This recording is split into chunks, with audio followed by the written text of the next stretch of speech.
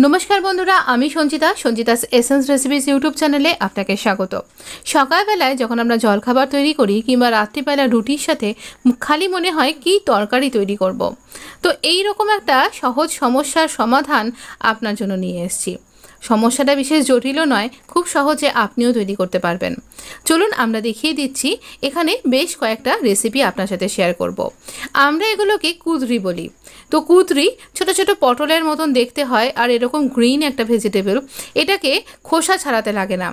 एर एई बोटार दिकटा और नीचेर दिकटा भालो करे आमरा केटे निये बाद दिए दिलाम और एबार एटाके चार टुकरो करे निচ্ছি। एटाके गोल गोल करेও टुकरो करे अनेके खान बा आमिও एरकम गोल गोल टुकरो करे भाजा खेते भीषण भालो लागे बा এইভাবেও আপনি ভাজা খেতে পারেন।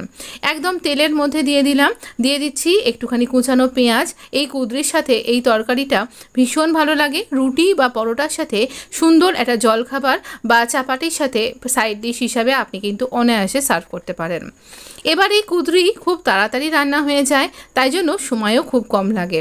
পেঁয়াজ আর কুদ্রিটা যখন আমরা এইরকম ভাজবো, এটা একটুখানি লো টু মিডিয়াম আঁচে রান্না করুন। বেশ কিছুটা টমেটো দিয়ে দিলাম, আর টমেটো দিলে স্বাদ অনেক গুণ বেড়ে যাবে। টমেটো দেওয়ার সাথে সাথেই দিয়ে দিতে হবে নুন। স্বাদ অনুযায়ী নুন এখানে দিয়ে দিন। দিয়ে দিচ্ছি হলুদ, আর নুন হলুদ দেবার পরে আবারও আমরা ভালো করে ভেজে নেব। আপনি যেরকম ঝাল খেতে পছন্দ করেন, আমি যেমন এখানে দুটো কাঁচা লঙ্কা দিলাম। এখানে বিশেষ কোনো মশলা পড়ে না, এই নুন হলুদই তাই। আর এই লঙ্কা, টমেটো, পেঁয়াজ আর এই কুদ্রির নিজস্ব স্বাদে এটা অপূর্ব হয়। চাপা দিয়ে ধিমে আঁচে একটু হতে দেব, জাস্ট একটু মজবে। আর নামানোর আগে একটুখানি চিনি দিয়েও আবারও একটু নাড়াচাড়া করে যখন সফট হয়ে যাবে, চিনি দিয়ে এটাকে আবারও একটু নাড়াচাড়া করে আবারও চাপা দিয়ে দেব। 2-3 মিনিটের মধ্যেই দেখুন এর থেকে সুন্দর একটা জল জল মতন ব্যাপার চলে এসছে। এবার এটাকে ড্রাই করে নিয়ে এটাকে পরিবেশন করুন। পরিবেশনের সময় আমরা একটু ধনেপাতা কুচি করে দিচ্ছি। ধনেপাতা দিলে এর স্বাদ অনেক গুণ বেড়ে যাবে। তবে ধনেপাতা না দিলেও কিন্তু খেতে মন্দ লাগে না। আপনার কাছে নেই তাই ধনেপাতা ছাড়া এটা কি করে করবেন ভাবছেন, তো আপনি এমনিও তৈরি করতে পারেন। আজকে আমি রুটির সাথে সার্ভ করেছিলাম। এছাড়াও এটা ডাল ভাতের সাথেও কিন্তু দুর্দান্ত লাগে। আমরা এখানে রুটির সাথে এই কুদ্রির তরকারি সার্ভ করছি, আপনি পটলের সাথেও কিন্তু এইভাবে তৈরি করতে পারেন। আজকের পরের রেসিপি এরকম আলু পটলের চচ্চড়ি। আমরা বাঙালিরা একে আলু পটলের চচ্চড়ি বলি। লুচি বা পরোটার সাথে দুর্দান্ত জমে যায়। একবার ট্রাই করে দেখুন, সত্যি বলছি ভীষণ ভালো লাগবে। তো চলুন তাহলে দেখে নিই এই সহজ রেসিপিটা। তো এই আলু পটলের চচ্চড়ি তৈরি করবার জন্য অবশ্যই আলু আর পটল তো লাগবেই লাগবে। কড়াইটাকে আমরা খুব ভালো করে গরম করে নেব। এই রান্নাটা সর্ষের তেলে করতে পারলে খুব ভালো হয়, তবে আপনি অন্য যে কোনো তেলে করতে পারেন। আমি যেমন রাইস ব্রান অয়েল আজকে ব্যবহার করছি। তো এবার 2 চামচ তেল দিয়ে দিলাম, আর দিতে হবে 5 ফোড়ন। 5 ফোড়নটা হচ্ছে মাস্ট। 5 ফোড়নের মধ্যে আছে আর হিং, এটাও কিন্তু দিতে হবে, তবেই ভালো ফ্লেভারটা আসবে। আর শুকনো লঙ্কাটা আপনি ঝাল যেমন খান সেই অনুযায়ী। ফোড়নে আমরা কাঁচা লঙ্কাও দেব। পটলগুলো এরকম ঝিরিঝিরি সরু সরু করে বাঁকা বাঁকা করে কাট করে নিয়েছি। আর আমি বিশেষ একটা খোসা বাদ দিইনি, পাকা পটলের বীজগুলোও বাদ দিইনি। এতে কিন্তু ভীষণ ভালো লাগবে খেতে। এবার ভালো করে চাপা দিয়ে এটাকে হতে দেব।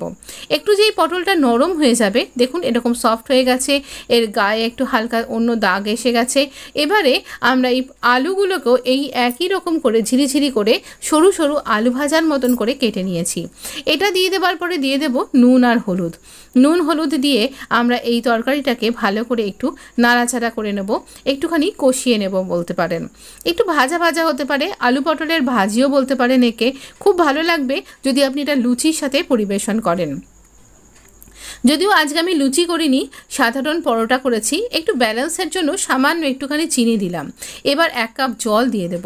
তবে হাই ফ্লেমে জল দেওয়ার পর রান্না করুন, তাহলে কি হবে, খুব একটা ঘাঁটা ঘাঁটা হবে না। এটা ঘাঁটা ঘাঁটাও অনেকে বেশ পছন্দ করেন, আবার অনেকে আলু পটল গোটা গোটা থাকবে এমনটাই পছন্দ করেন। আপনি যেমনটা পছন্দ করেন তেমনভাবে তৈরি করুন। আমি গোটা কয়েকটা কাঁচা লঙ্কাকে চিড়ে চিড়ে দিয়ে দিলাম। এতে ঝাল হবে না, তবে গন্ধ হবে সুন্দর, তাই এইভাবে দিলাম। আমাদের তরকারি কিন্তু রেডি। তাহলে চলুন পরিবেশন করে দিই। আজকে আমি পরোটার সাথে এই তরকারিটা সার্ভ করেছিলাম। যদি ভিডিওটা ভালো লেগে থাকে লাইক করতে ভুলবেন না। এখনও কিন্তু একটু বাকি আছে, আরও একটা রেসিপি আমরা আমরা চট করে দেখে নেব।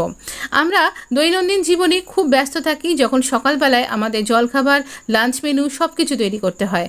তো এই রকম আলু ভেন্ডির ভাজি, আর প্রত্যেকটাই কিন্তু এইখানে দেখুন এটাও উইদাউট অনিয়ন গার্লিক, আলু পটলের ভাজিটাও উইদাউট অনিয়ন গার্লিক ছিল, আর এই ভেন্ডি আলুর তরকারিটাও কিন্তু উইদাউট অনিয়ন গার্লিক।